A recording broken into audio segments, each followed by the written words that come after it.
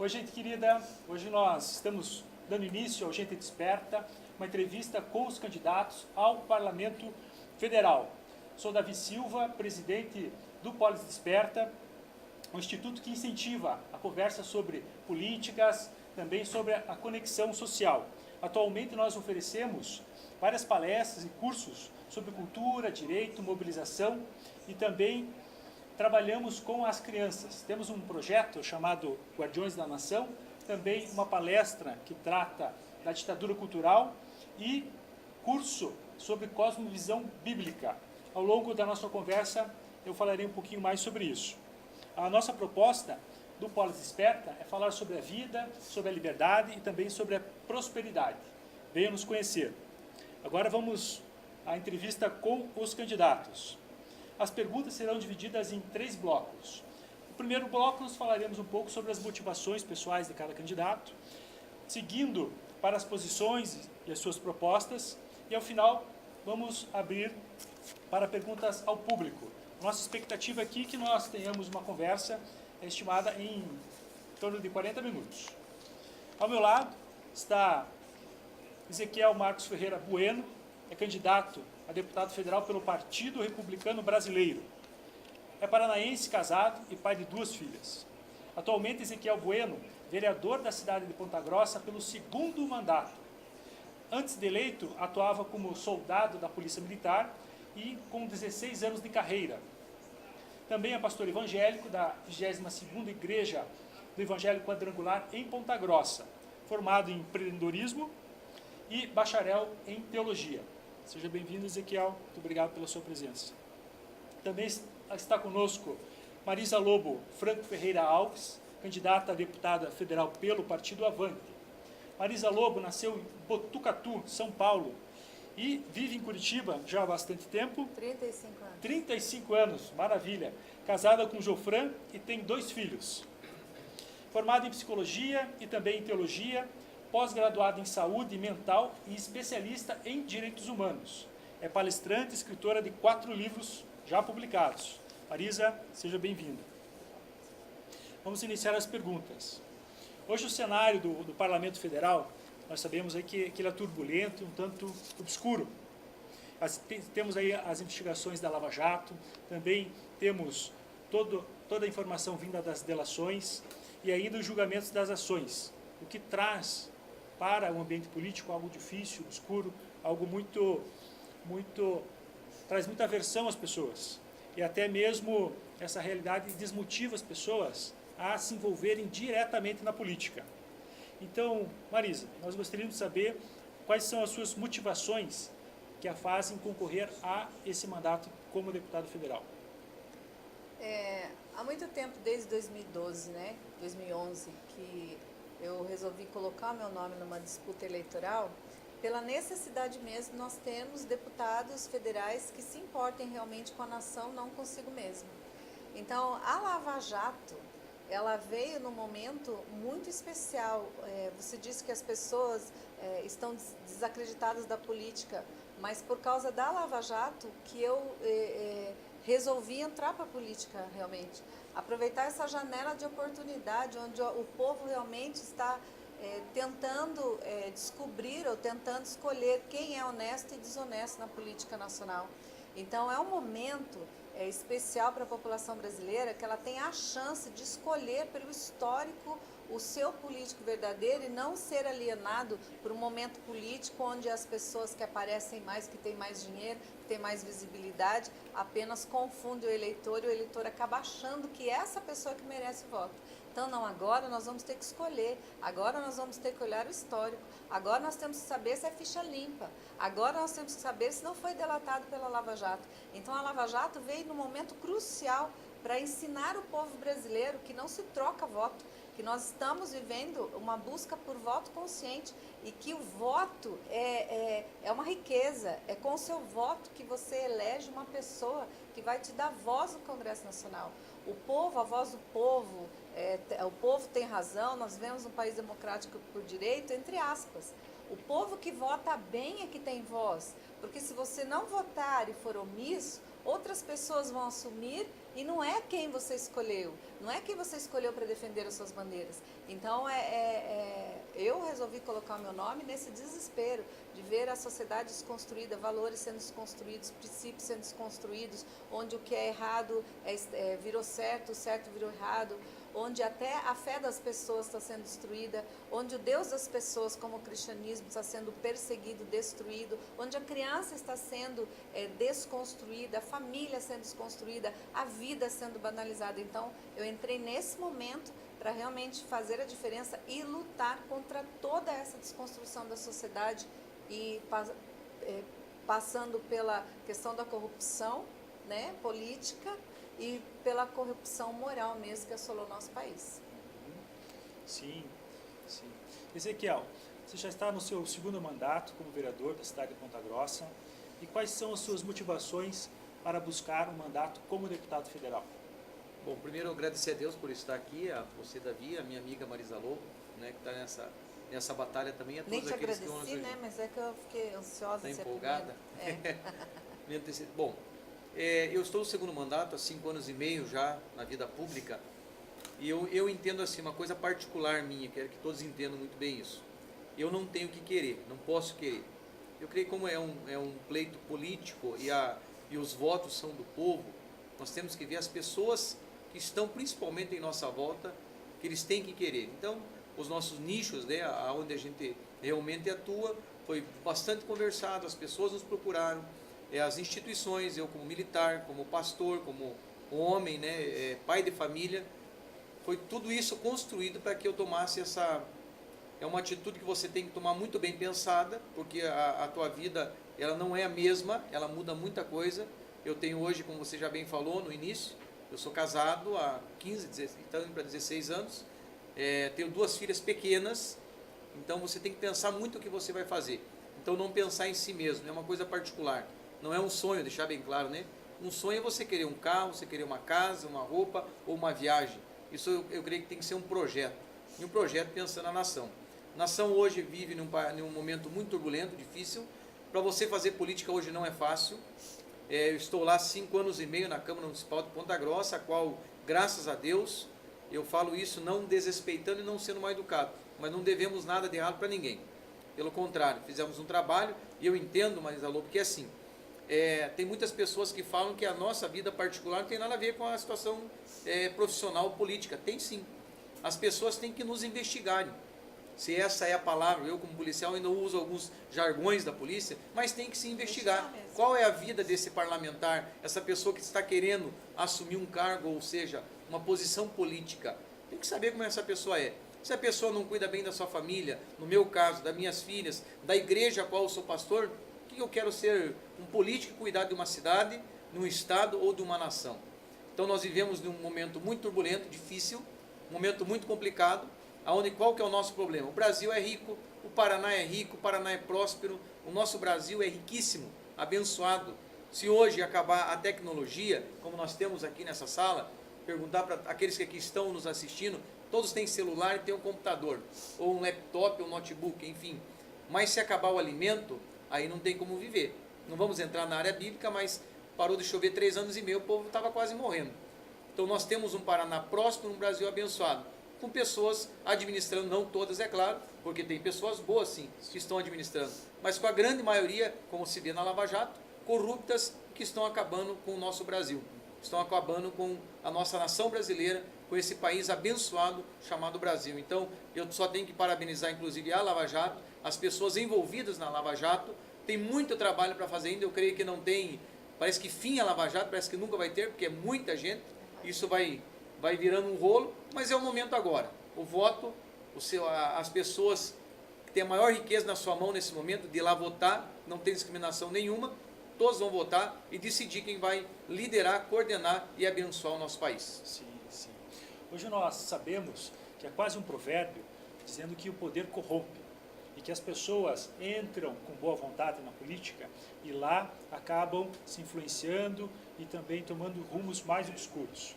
Nesse ponto, nós, como Polis Desperta, desenvolvemos um projeto chamado Guardiões da Nação. Ele envolve crianças de 9 a 11 anos, onde nós passamos a essas crianças ensinamentos sobre os fundamentos da democracia, da liberdade, da vida, para que elas percebam a política também como um ministério e também percebam a possibilidade de sonhar, de trabalhar, de se preparar para assumir mandatos políticos e assim auxiliar a nação, fazendo o bem para a sociedade. Com relação a esse ponto, Ezequiel, você poderia nos contar como foi a escolha das pessoas que o acompanham e também o seu suporte pessoal diante desse ambiente adverso? Bom, acima de tudo, o caráter e a honestidade, ele vem de casa, ele vem de berço. Eu não para sensibilizar de maneira nenhuma, é história de vida. Eu perdi meu pai quando eu estava indo para o trabalho, foi assassinado, vítima de roubo, foi assassinado, lamentavelmente perdeu sua vida, minha irmã estava junto, graças a Deus ela conseguiu fugir, e inclusive hoje ele é policial militar. Mas diante disso, com 11 anos de idade, eu sou mais velho da minha casa de 5, eu tive que ajudar a minha mãe. E minha mãe ensinou uma coisa para mim: o que é teu e o que não é, não é. Mas somente uma caneta eu vou pegar e vou levar embora. Aqui tem uma caneta, eu vou levar embora. Minha mãe falou: a caneta não é tua, você não leva embora. Então, primeiro que o caráter e a honestidade, ela vem de casa, vem de berço. Então, hoje, com 41 anos de idade, eu ensino isso para as minhas filhas. Então, vai se corromper? Não, não se corrompe. Eu fiquei 16 anos na Polícia Militar. Saí de lá com todas as honrarias. Não é mérito meu, mérito, cara, é Deus que nos conduz, é o Espírito Santo que nos dá graça, nos dá sabedoria, nos defende, nos protege, nos blinda. Mas é claro, isso ele vem de berço, fui sempre ensinado quanto a isso. Agora, vai lá e vai se corromper. Tenho 5 anos e meio de Câmara Municipal de Ponta Grossa. Você falou da ficha limpa, né? Tem que ter ficha limpa. É lamentável no Brasil, no momento que vivemos, que as pessoas possam se candidatar e não tem ficha limpa. Isso não deveria nem ser lei, isso deveria ser moral no Brasil. Porque hoje, se você devolve uma carteira com dinheiro, você vira notícia. Tem que ser uma coisa normal, né? E roubo, assalto, as coisas que estão acontecendo, são notícias, noticiário que já está uma coisa normal. Todo dia tem pessoas fazendo coisas erradas. Mas eu quero voltar aqui e deixar muito claro: o caráter, a honestidade. Agora, o que leva a nós, em uma situação como essa, não é difícil. Eu entendo que as pessoas de bem, as pessoas que têm caráter, que são honestas, estão entrando em uma luta como essa, num momento tão difícil, que muitas pessoas que não nos conhecem e olham talvez a política é tudo igual. Não é tudo igual. Tem pessoas boas sim em todos os lugares, assim como tem policiais maus, mas a grande maioria são honestos, têm caráter e estão lá nas ruas para defender a população. Estou defendendo a classe política? Tem político bom sim, tem pessoas que estão lá para cuidar do povo, para cuidar da população. Nós muitas vezes, quando nós não temos condições, porque você é muito limitado, né? As pessoas quando nos elegem, como vereador por exemplo, elege o vereador, acho que o vereador tem um poder que pode fazer tudo, né? Ele pode pôr asfalto na rua, tem que estudar, não é esse o papel. Nós temos que defender, nós temos o papel como legislador, né? Fiscalizar o executivo. Foi isso também que você colocou um pouquinho na tua pergunta. Nós vamos fazer isso muito bem feito, como eu tenho feito na cidade. Inclusive eu terceirizei a Mission Fest na cidade de Ponta Grossa, que era um dia R$1.800.000 de dinheiro público investido numa festa, a qual você entraria, pagava e pagava 2 vezes, porque pagava com seus impostos. Então nós terceirizamos, inclusive, deu até uma diminuída. Mas eu quero deixar bem claro, o tempo aqui ele é muito pequeno, mas o caráter e a honestidade, ela vem de casa, não vai se corromper. Como que você vai fazer lá? Qual que é a tua forma de trabalho? Como é que vai ser a tua equipe? Uma equipe técnica, uma equipe que possa ir lá e realmente estar voltada para o dinheiro público. Nós somos fiscalizadores do dinheiro público. O legislativo não é nada mais, nada menos que fiscalizar o dinheiro público. De quem é o dinheiro público? O dinheiro é nosso. O dinheiro é daqueles que pagam impostos. Inclusive, para terminar, muito caro o nosso imposto. Tem imposto no Brasil que vai a 65%. É um absurdo. No Brasil, onde o imposto é 65%. O empresário está quebrando, as pessoas não estão aguentando mais. E quando falamos em empresário, está lá o funcionário que Deus o livre, quebrar uma empresa, manda 100, 200, 500 mil pessoas fora. É verdadeiro. É uma situação que merece atenção, exige o esforço, é um desafio. Marisa, com relação a esse ambiente político, como você pretende se resguardar desses riscos? Bom, em primeiro lugar, a gente tem que entender que a política ela é um dever e um direito de todo cidadão, né? Que tem como nós fazemos a boa política. Nós entendemos e aprendemos muito com a Lava Jato que nós estávamos enganados quanto a essa honestidade política, que realmente nós entramos numa corrupção e ficamos sabendo, né, dessa corrupção sistêmica. Muitas coisas que muitos deputados fizeram eles encaram como normal. A prova disso é Lula estar preso e achar que pode ser candidato, mesmo condenado em segunda instância, porque ele é um coitadinho que roubou pouco. Prova disso é o rouba mais faz. Aquele deputado que já foi governador de São Paulo, por exemplo, que todo mundo gosta lá porque ele rouba, mas pelo menos ele faz alguma coisa. Então, esse pensamento a gente tem que abolir da nossa nação. Mas isso começa por mim e por você. Somos nós que queremos mudar a política, que temos que mudar a nós mesmos. Então, quando nós furamos uma fila, quando nós colocamos o nosso carro numa vaga de deficiente, numa vaga de idoso, nós estamos contribuindo com a corrupção.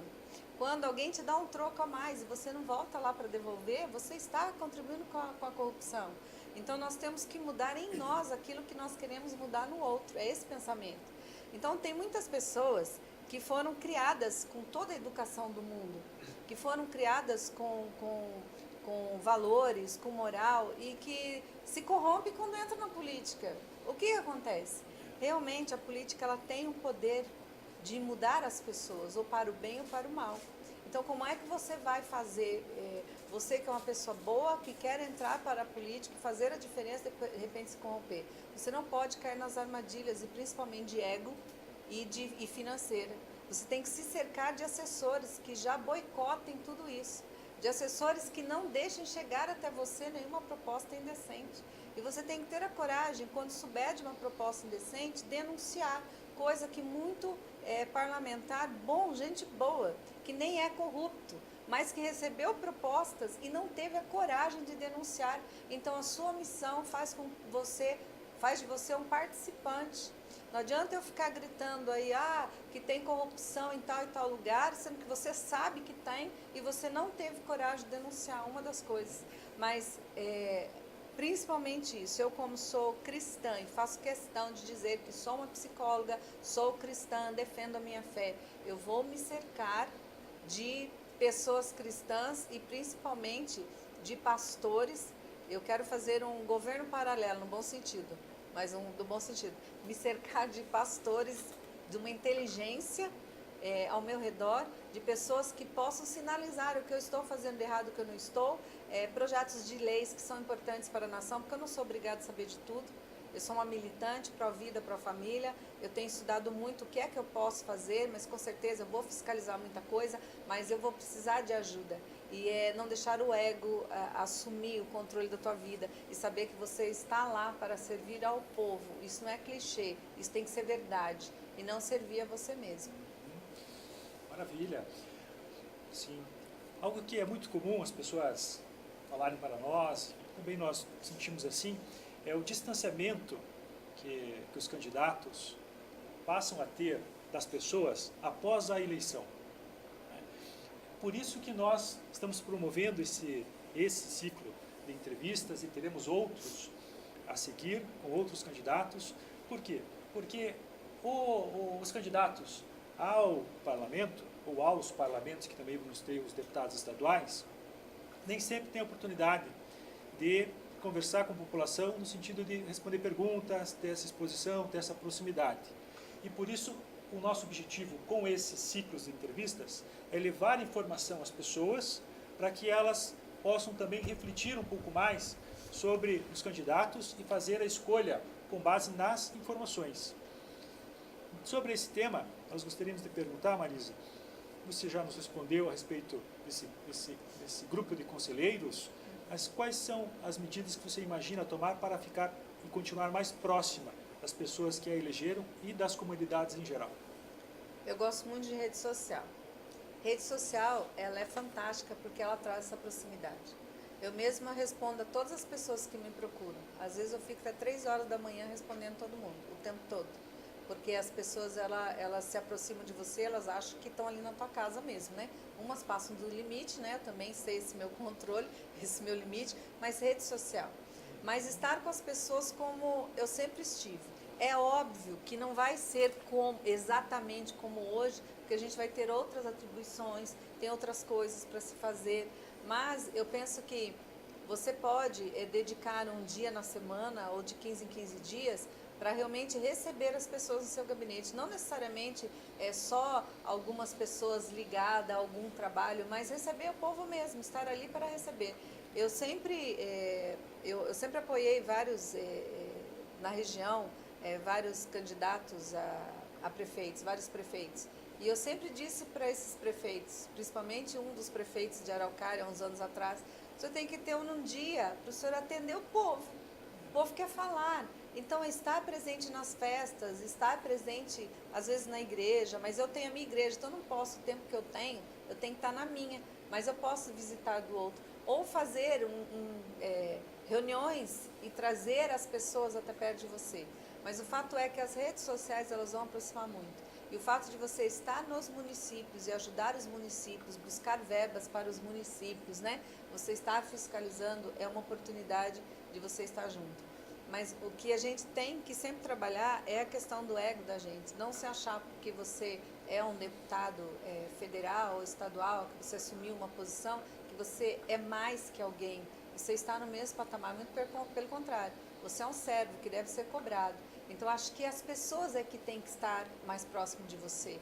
É o povo que te elegeu que tem que estar mais próximo. É o povo que tem que cobrar, porque nós vamos estar, penso eu, mais próximos daqueles que nos cobram. E se o povo não cobra, o deputado faz o que ele quer, ou seja, nada. A gente caminha conforme a cobrança do povo. É o povo que tem que mudar. É o povo que tem que saber, eu elegi essa pessoa e eu tenho que cobrar essas ações, eu tenho que cobrar o que essa pessoa prometeu, eu tenho que estar presente. Então, às vezes eu sinto que um vereador, por exemplo, se elege, ele vai lutar lá pelas causas da família, por exemplo, é um assunto muito polêmico.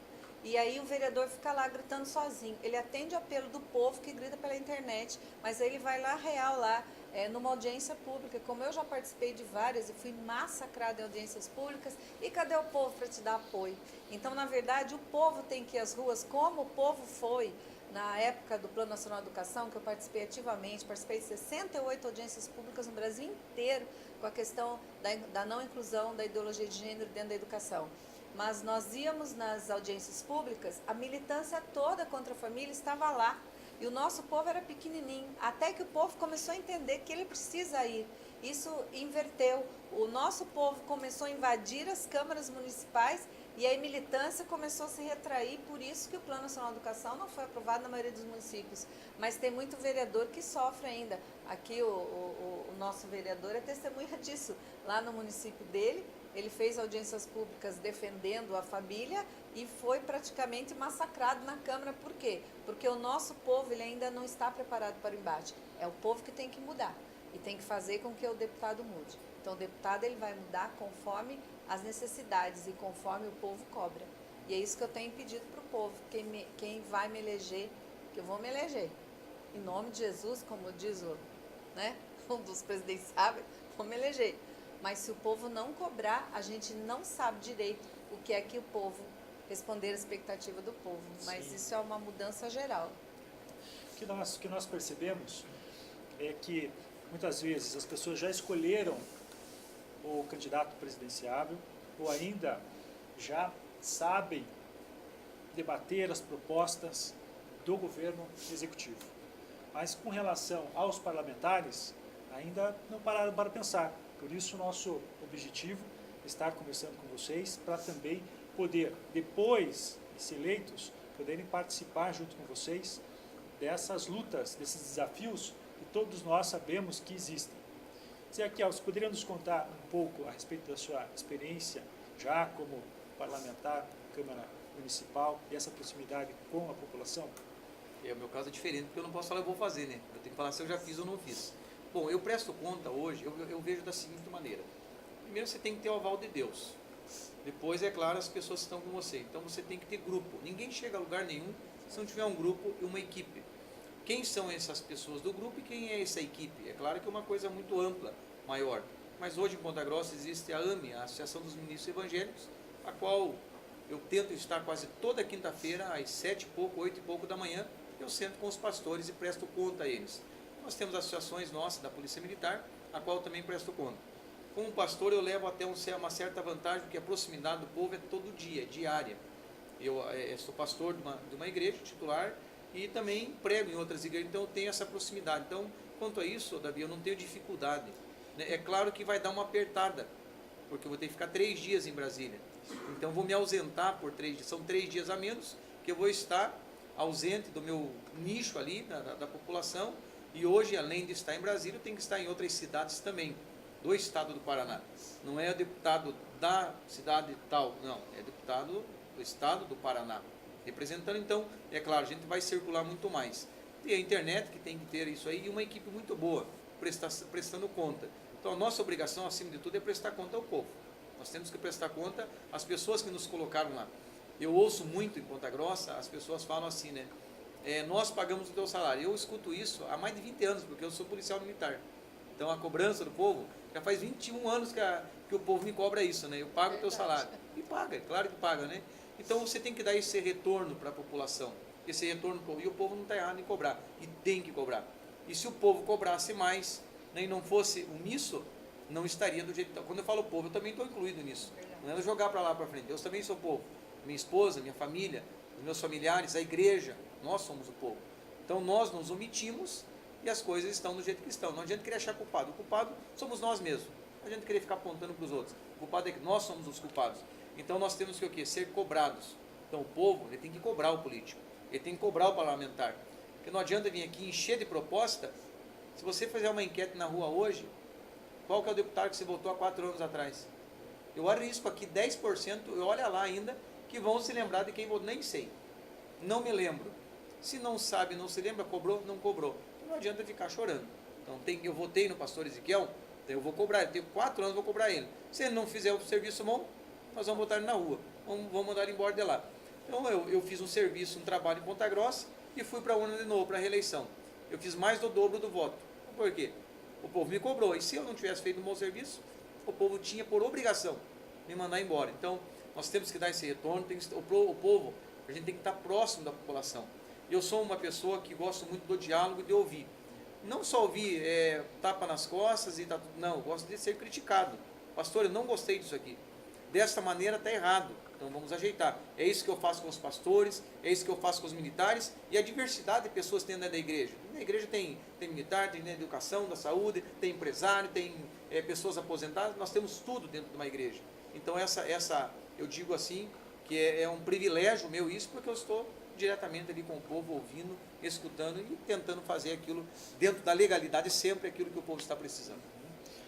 Muito importante, muito bacana saber disso, a partir de vocês, a proximidade que vão manter junto com as pessoas, junto com as comunidades em geral, que a partir do diálogo e dessa forma é que nós entendemos que podemos também participar e também dar opiniões, propostas, sugestões para um Brasil melhor.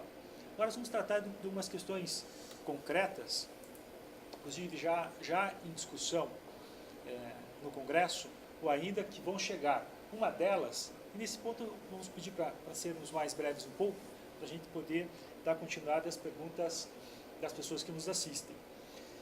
Está sendo lançada as medidas de combate à corrupção. Então, em 2016, surgiram as 10 medidas de combate à corrupção, com o apoio de mais de 2 milhões de pessoas, de assinaturas, mais de 1.000 entidades apoiadoras. Teve 8 meses de audiências públicas pelo país e mesmo assim, chegando no Congresso Nacional, as medidas tinham por propósito fazer mudanças estruturais, inibindo a corrupção e principalmente fazendo com que o sistema, a burocracia, pudesse favorecer a população. Agora está sendo lançada por iniciativa do Ministério Público Federal, também da Transparência Internacional e da Fundação Getúlio Vargas, as 70 medidas de combate à corrupção. Um aprimoramento àquelas 10 medidas iniciais. Inclusive, os deputados, os candidatos a deputado federal estão sendo chamados, ou está dando a oportunidade de se expressarem positivamente ou não, quando e se eleitos, a aprovação dessas medidas. Nesse ponto, Marisa, você poderia nos dizer qual é o seu posicionamento? Com certeza, cegamente a favor das 70 medidas, mesmo porque eu trabalhei nas 10 medidas contra a corrupção, eu rodei o Brasil colhendo assinaturas e também eu fui uma das pessoas que foi para Brasília colher assinaturas dos deputados, né, antes da entrega das 10 medidas. Então, fiquei muito impressionada como que eles puderam desfacelar as 10 medidas contra a corrupção. Ali, amigos meus deputados que eu confiava muito foram contra as 10 medidas na hora da votação, mas foram os mesmos que, por embalo, por força de mídia, assinaram e fizeram seus videozinhos, porque eu sei que eu mesma fui colher esses vídeos e essas fotos, né? Acho que é obrigação de todo parlamentar, principalmente o que está chegando agora, a começar uma vida limpa. Não basta ser ficha limpa, então tem que ter a moral política limpa também. Então você tem que chegar lá e mostrar serviço, mostrar que você é a favor de medidas que combatam a corrupção. E não ficar escolhendo qual delas você é a favor, porque aquela ali, ela não vai prejudicar o que você já fez de errado, porque foi isso que aconteceu com as 10 medidas. Porque aquela medida eu não posso, porque aquela vai prejudicar aquele meu amigo que já tem, desculpa a expressão, rabo preso com não sei quem, porque é essa aqui, não estamos em igreja, né? Estamos falando de política, e é essa o nome que se dá. Então, o que acontece é que eu faça o que eu mando, mas não faz o que eu faço. Que muita gente que bateu no peito sendo contra a corrupção, na verdade estava atolado até o pescoço. O governo fala contra a corrupção, mas ele está atolado em corrupção. Os ex-governos falam, os políticos falam, e político que já foi condenado. E todos batem contra a corrupção. Então, a corrupção, primeiro nós temos que nos libertar dela moralmente para poder lutarmos em favor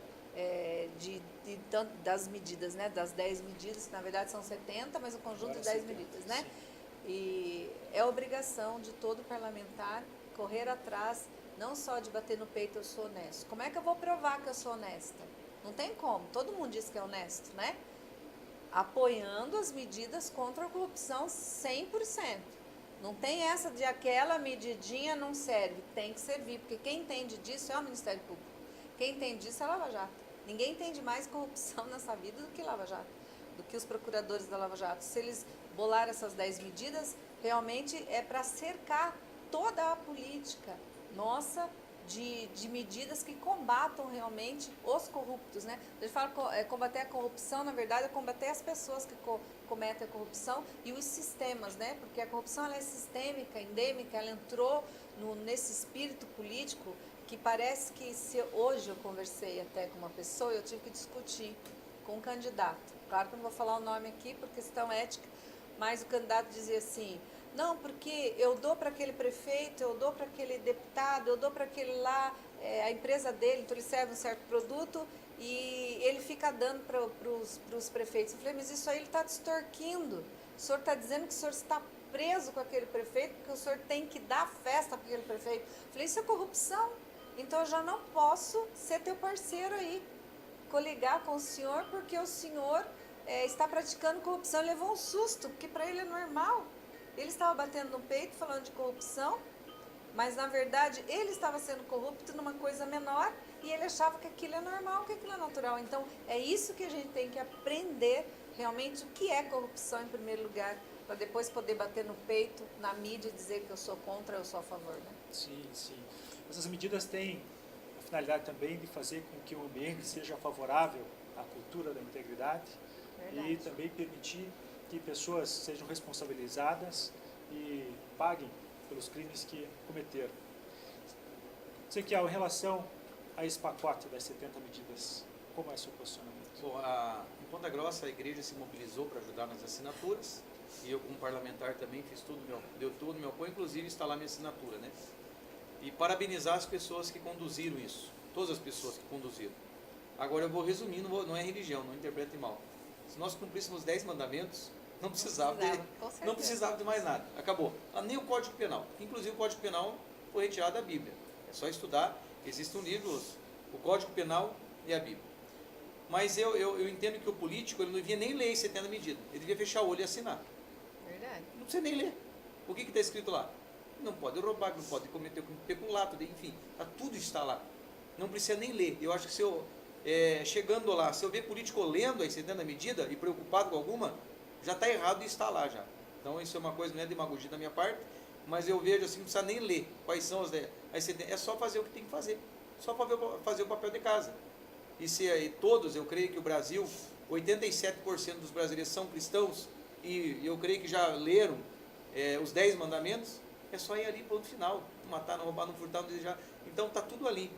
É até assim, eu fico até meio constrangido de um país que tem que fazer medidas contra a corrupção para político. Até se nós estivermos num debate aqui com pessoas de outros países, acho que eles iam olhar para nós, mas cara, eles estão fazendo medida para não ser corrupto. Precisa isso? Então eu me sinto envergonhado. É claro, parabenizo e lamentavelmente na situação que se encontra o nosso país, quase afundado num buraco por causa de maus políticos que roubaram o nosso país. Nós temos que passar por uma vergonha dessa. Digo, reitero, parabéns para as pessoas que fizeram, porque tem que ser feito. Não estou falando que não tem que ser feito, tem que ser. Lamentavelmente, deixo aqui muito claro, que tem que ser feito, mas é vergonhoso. Se eu estiver num debate aqui no exterior, lá no país de vocês, pastor Ezequiel, tem 70 medidas contra a corrupção. O que o senhor me diz sobre isso? Eu ia falar, eu tenho vergonha de ter que assinar um documento que 70 medidas contra a corrupção. Isso teria que ser uma coisa normal. O político vai lá, pro bem do povo, pro bem da comunidade, da sociedade, e vai fazer um trabalho limpo, um trabalho de caráter e honestidade. Mas, com certeza, nós vamos apoiar, vamos dar todo o apoio, tudo aquilo que for necessário para que isso aconteça, para que tenha isso. Nós temos que rever muitas situações da nossa lei. Eu, como policial, Davi, eu saía da delegacia antes do bandido. Então, tem muita coisa no nosso país, não é só as medidas, tem muita coisa que tem que ajustar, que tem que alinhar, que tem que rever, né? Então, tem muitas coisas para fazer, mas o apoio é 100% e nem precisa nem ler. Eu acho que eu vou ler as medidas que tem que assinar. Né? Sim, muito bem. Agora nós vamos passar por algumas perguntas e sobre alguns temas. Peço que respondam sim, concordam, não concordam, ou vamos conversar para aprofundar um tema no outro momento. Não é? Com relação ao tema de aborto, hoje todos nós sabemos que existem 3 exceções ao aborto: risco da mulher, não é? Grávida, também com relação ao estupro e a anencefalia. Não é? E está no Supremo Tribunal Federal uma ação promovida pelo partido político que busca o assassinato de pessoas ainda no ventre da mãe por mera conveniência. A pergunta é: vocês concordam, sim ou não, ou vamos conversar, sobre a ampliação dessas exceções em relação ao aborto? Marisa. De forma nenhuma. Eu sou absolutamente contra o aborto. Eu já milito contra o aborto desde o tempo da minha faculdade, inclusive militando contra as feministas que são abortistas. O aborto é um assassinato. A gente entende vida a partir da concepção. Inclusive, eu quero aproveitar esse momento para manifestar o meu repúdio ao Conselho Federal de Psicologia, que se manifestou a favor do aborto em sua página oficial, clamando aos psicólogos que fossem militar em favor do aborto. Eu, como psicóloga, repudio. Nós enviamos ao Ministério Público mais de 3.000 assinaturas condenando essa atitude do Conselho Federal de Psicologia. Nós temos a chamada objeção de consciência com pessoa humana. Nós temos o direito de não aceitar a legalização do aborto e, pior, o Conselho Federal de Psicologia colocou a questão do aborto como um direito sexual da mulher, ou seja, o aborto virou para o Conselho de Psicologia um método contraceptivo. Então, estamos matando bebês como método contraceptivo e lutando pelo quê? Pelo empoderamento da mulher. A mulher quer ser empoderada, ela tem o direito de transar com quem ela quiser, o problema dela não tem nada a ver com isso. Agora, que faça de forma consciente e que se assuma os riscos de contrair uma doença sexualmente transmissível, que é o maior risco. A AIDS está aí. Enquanto nós estamos aqui, a cada 1 hora, um adolescente é contaminado com AIDS nesse país por causa dessa libertinagem ensinada nas escolas e nas sociedades. Então, transformar o aborto como uma questão de saúde pública é um engodo, é um erro. Os dados, os números provam que é uma mentira muito grande que inventaram, que essas milhares e milhares de mulheres morrem por causa de aborto clandestino no país, mesmo porque se é clandestino não tem como ter essa estatística, né? Nós sabemos que mais de 380 mil mulheres morrem por ano no Brasil, morrem mulheres, independente das questões, mulheres assassinadas, mulheres com diabetes, mulheres com câncer, mulheres com vários problemas de saúde, mulheres são baleadas e 0,5% morrem mulheres decorrentes da gravidez, entre 16%, melhor dizendo, da gravidez e 0,5% por causa de abortos e clandestino, ninguém sabe, ninguém viu. Então há uma mentira inventada desde o ano de 2007, que inventaram essa mentira, que foi desmentido, mas o movimento feminista, ele propaga essa baboseira toda. Isso tem muito a ver com a questão do feminismo, então eu quero aproveitar esse momento para me manifestar contra esse aborto. Nós sabemos que Marisa é palestrante, escreve a respeito disso, uma militante, não é? E por isso tem muito o que falar a respeito desse tema. Ezequiel, falando sobre esse seu posicionamento com relação ao aborto e aproveitando para também fale a respeito do Estatuto do Desarmamento e como será seu posicionamento com relação a esse tema. Bom, eu vou ter que repetir aquilo que eu estou falando há 5 anos e meio, que eu já fui indagado sobre isso na Casa de Leis. Fui indagado e inclusive fiz um documento. Eu sou totalmente contra o aborto, isso está registrado na Casa de Leis, inclusive pedi para colocar em ata isso, criticado, é claro, sempre tem as críticas, porém, eu entendo bem assim, eu inclusive atendi casos de estupros, vários casos eu atendi. E o que essa criança tem a ver com a situação lamentável que aconteceu? Essa criança não tem direito à vida? Eu sou líder da bancada da Câmara de Ponta Grossa, tem direito à vida e à família. Então, com certeza, eu vou defender sempre a vida. Só Deus tem esse direito de tirar essa vida. Então, eu sou contra de qualquer situação que seja. Inclusive, as pessoas me indagaram, Davi. Tá, mas se essa pessoa nascer, ela vai nascer com essa doença, vai nascer deficiente, que a gente chama de especial, mas ela não tem o direito de viver. Ela não tem o direito da vida. Quantas pessoas eu chamo de especiais estão por aí, que são muito mais inteligentes que eu. Inclusive, muitas pessoas são. Então, eu tenho esse direito de tirar essa vida? Não tenho. Mas, pastor, Ezequiel, essa pessoa foi estuprada, tem uma situação difícil, mas a criança tem alguma coisa a ver com isso? Não tem. Essa criança, é claro, tem que ser tratada, tem que ser cuidada, é um zelo maior que tem que ter. Eu fiquei na patrulha escolar por 12 anos, eu atendi muitos casos de crianças que teve um histórico como esse. Tem que se trabalhar essa criança, tem que se trabalhar.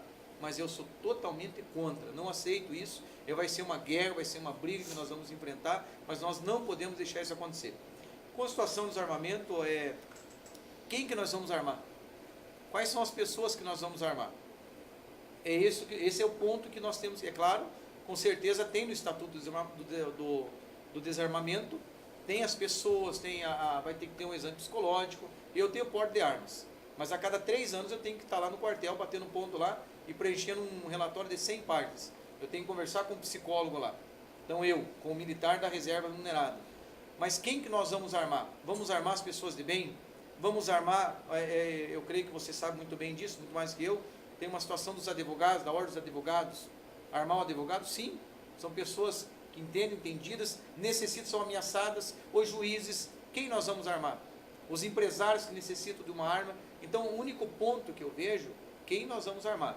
Porque para você ter uma arma hoje, na cinta, quando você puxa essa arma, você sabe o que você vai fazer? Naquele momento que você está aqui um psicólogo do meu lado, pode me corrigir se estou errado. Qual que é o pensamento de uma pessoa que está com uma arma, uma pessoa no trânsito hoje? Qual que é o nosso problema hoje? Trânsito. O trânsito, a pessoa abre o vidro e fala para você, aquele pique aparece na televisão, para não, você tem que fechar e erguer o louvor que você está ouvindo e Deus te abençoe para você não fazer besteira. Né? Mas uma pessoa está preparada para isso, com uma arma na sua cinta, levar um xingo de um cara de trânsito, falar uma coisa mínima. Então, só a favor, sim, que arme as pessoas de bem. Inclusive, esse governo que estava aí anteriormente queria desarmar os militares da reserva. Por que desarmar os militares da reserva? Se nós somos preparados para estar armados e nós somos policiais 24 horas. Mesmo na reserva, nós temos preparo psicológico. Se não tiver, eles vão tomar o meu porte. Então, eu sou a favor, sim, mas quem são essas pessoas? Fica esse ponto de interrogação, a qual nós vamos armar. Nós teríamos ainda vários temas para conversar a respeito das privatizações, né, também com relação ao ensino, à educação, sobretudo envolvendo a questão da ideologia de gênero, não é? Mas por conta também do transcorrer da hora, sabemos que tanto o candidato Ezequiel quanto a candidata Marisa têm seus compromissos, já estamos chegando no horário, não é? Nós vamos trazer uma pergunta vinda das pessoas que nos assistem. Sim, e fala a respeito da tributação, com relação aos impostos a serem pagos pelos templos religiosos. As igrejas cristãs são responsáveis por aproximadamente 50% das ações sociais do país. Que sentido teria o pagamento de impostos pelas igrejas? Eu acho que o governo deveria pagar as igrejas pelo trabalho social que as igrejas fazem. As igrejas, elas preenchem a lacuna do governo, uma lacuna que o governo não é capaz de preencher com questões das obras sociais. Então, eu vejo que vai começar agora, em nome da tributação, em nome de até das 10 medidas contra a corrupção, tentar deslocar isso para a igreja como uma forma de perseguição religiosa. E isso eu vou estar lá também para garantir que as igrejas não sejam perseguidas. Porque, na verdade, a igreja tem um papel fundamental social na sociedade. Então, não é essa questão religiosa, mas é uma questão social, de obras sociais. E o religioso também, ela acaba fazendo um trabalho imenso, porque pessoas que vão para a igreja raramente vão cometer crimes, né? Então, a igreja, ela faz esse trabalho psicológico, esse trabalho social muito grande. Então, eu sou contra qualquer medida que venha tolir as igrejas e dificultar as igrejas. Mas, pelo outro lado, medidas que visam a legalizar as igrejas, isso eu sou a favor, isso tem que acontecer. Os templos, né, para evitar acidentes, enfim, acho que todo mundo tem que estar legalizado em todas as situações. Igreja é uma empresa, tem CNPJ, não pode ser diferente. Mas a gente tem que olhar com muito cuidado isso, porque pode desencadear uma perseguição religiosa contra as igrejas. Bom, uma das pessoas que me acompanha aqui, inclusive, nesse momento, é um pastor que tem uma casa de recuperação para dependentes químicos. Bom, faz com amor. Nós, como pastores, como igreja, padres, pastores, obreiros, ministros, nós fazemos com amor. Nós cuidamos de famílias, cuidamos daquele dependente químico, cuidamos daquela pessoa que está passando um momento de crise e dentre tantos outros projetos sociais que a igreja faz. Agora, a incompetência do Poder Executivo é muito grande. Nós tomamos um papel que eu digo assim, é nosso também sim, mas nós fazemos com amor. Nós não cobramos por esse serviço, nem devemos cobrar o trabalho social que nós fazemos. E fazemos isso com amor. Agora, o Poder Executivo que deveria cuidar daquilo que nós cuidamos, repito, sou repetitivo, com amor, eles estão falhando. Teriam que pagar para nós nem queremos. Se falar para mim, tem que pagar para você, não, eu não quero isso. Não precisamos disso. Nós fazemos com amor. Mas a incompetência do poder público, quanto a muitas coisas, estou falando isso direcionado para a situação que você me perguntou, faz com que muitas pessoas peguem isso. E outra coisa que eu digo para você, nós somos muito perseguidos por isso. Eles chegam a perguntar, ir lá, mas está faltando uma coisa aqui, porque nós estamos fazendo um serviço gratuito, com amor, e muitas vezes somos cobrados e vamos ser muito perseguidos, muito mais do que imaginamos. Mas uma coisa eu digo perante a Câmara, nós não vamos parar e não vamos desistir. Agora, a situação de tributos, nós vamos muito mais longe. Nós tínhamos que ter um imposto único, talvez, no nosso Brasil. O nosso empresariado, as pessoas que pagam imposto, imposto de renda, ICMS, imposto sobre mercadoria, né? Nós não aguentamos mais. É isso que nós temos que pontuar no nosso Brasil. Para que todos paguem imposto, mas um imposto justo, um imposto que não quebra o empresário, que o imposto hoje está quebrando o empresário. Não é isso que faz com que ele burle também o sistema. Tem muitas pessoas que estão burlando o sistema para sobreviver, nem para viver mais. Então, para que isso não aconteça, para que tenha essa honestidade, esse caráter, não só no político, mas em todas as esferas da nossa sociedade, para que tenhamos um Brasil coeso, um Brasil de honestidade. Talvez eu fugi um pouquinho, mas assim, você chegar no lugar e a pessoa perguntar para você até hoje, quanto que você quer a nota, isso aí é lamentável. É lamentável perguntar de quanto que você quer a nota. Eu quero a nota de quanto eu comi, de quanto eu gastei, né? Então, nós temos que acertar muitas coisas no nosso país. Não deve se preocupar não que as igrejas, que nós estamos prestando um serviço e com muito amor, com muito carinho, vamos continuar prestando esse serviço. Nós estamos chegando ao final da nossa transmissão. Nós teríamos, claro, muitos outros temas a conversar que é de competência, é de relevância para os deputados federais, como a legislação trabalhista. É ótimo, né? Seria uma ótima oportunidade de poder conversarmos e aprofundar temas sobre tributação, sobre a burocracia que engessa o empreendedorismo, não é? Sobre a questão do regime de execução das leis penais, não é? Sobre essa situação também envolvendo direitos humanos. Temos muitos temas e por isso nós vemos como é relevante a posição, o mandato dos deputados, tanto os federais quanto os estaduais, porque se tem um enfoque aos presidentes. No entanto, ainda se fala que o presidente eleito talvez tenha dificuldade em aprovar certas medidas que são boas para o país por conta do Congresso. Bem, como alguém que propõe algo bom para o país, com iniciativas que vão nos trazer liberdade, prosperidade e vida, vai encontrar obstáculo no Congresso Nacional, nas pessoas que foram lá por nós eleitas. Não parece fazer muito sentido, para efeito de sucesso, esse tipo de pensamento. Mas se o povo não votar, se o povo indignado achar que não votar ele vai estar resolvendo o problema, ele vai contribuir para que isso aconteça. Porque se não votarmos ou votarmos em branco, anularmos nosso voto, as pessoas que não aceitam essas 70 medidas, por exemplo, que lutam contra a desconstrução de valores, elas vão estar no poder. Então elas vão lutar contra o presidente, sim, e vão impedir que todas essas medidas aconteçam. Isso é algo muito relevante que você está pontuando, Marisa, porque as pesquisas, né, dizem as pesquisas, certos percentuais, no entanto, mais do que o dobro do percentual, por exemplo, do mais preferido na campanha presidencial, mais do que o dobro, é branco, nulo e indeciso. E eu acompanho as eleições já há várias temporadas, e a cada ano aumenta o número, e hoje é enorme, brancos, nulos e indecisos. E isso é uma voz, é uma expressão. Então, nós estamos num momento decisivo e precisamos sim que as pessoas pesquisem, se informem, se sensibilizem e, sobretudo, se unam em conexão com outras pessoas. Não é? Nós temos esse propósito também, como Polis Desperta, promover a mobilização, promover as conversas de política, sobre política, nos ambientes, seja conosco ou sem nós. É preciso que pessoas de bem e com disposição em ver o país progredindo, façam isso, pensem em política, conversem, se envolvam, trabalhem isso dentro das suas comunidades.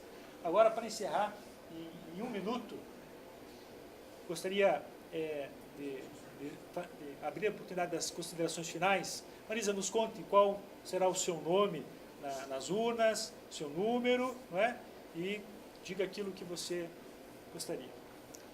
Meu nome é Marisa Lobo, eu sou candidata a deputada federal pelo Paraná, meu número é 7070. 70 medidas contra a corrupção e 70 anos de Israel. Pense nessas duas coisas principais e você vai lembrar do meu número no dia. É importante você votar em quem você acredita. É importante você votar naqueles que defendem as mesmas causas que você. Porque se você se omitir, os maus vão prosperar. E o mal prospera porque os homens e mulheres de bem cruzam os braços. E se você não gosta de política, por isso que você não vai votar em ninguém, você vai ser governado por quem gosta. E esse é o problema maior.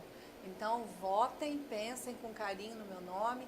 Eu sou psicóloga e cristã, com a graça de Deus. Sou evangélica, assim, não tenho vergonha, mas milito, estudo muito e estou preparada para ser a tua deputada federal, para fazer o meu papel, não cumprir mais do que a minha obrigação no Congresso Nacional.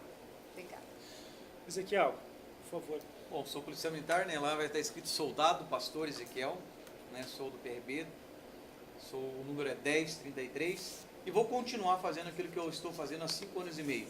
E aquilo que eu aprendi dentro da minha casa, aprendi na igreja, aquilo que eu faço aonde quer que eu esteja. Sou a mesma pessoa onde eu estou. Vou continuar com as minhas bandeiras, defendendo a família, acima de tudo a família e as crianças. E aqui deixo um recado, deixe as nossas crianças em paz. Deixe os nossos pais criarmos nossos filhos e aos professores, que nós demos a eles amparo psicológico, amparo material, amparo jurídico, para que dê uma boa aula, para que não eduque os nossos filhos, mas para que ensine os nossos filhos a serem também pessoas boas lá. A Polícia Militar, a segurança pública, policiais civis, a toda a força de segurança, também que no nosso país, lamentavelmente, está indo para o buraco referente à segurança pública. Que nós possamos andar nas ruas com segurança, que tenhamos sim, quando eu falo família, defendendo a família com segurança, uma família que tenha uma saúde boa, uma educação boa.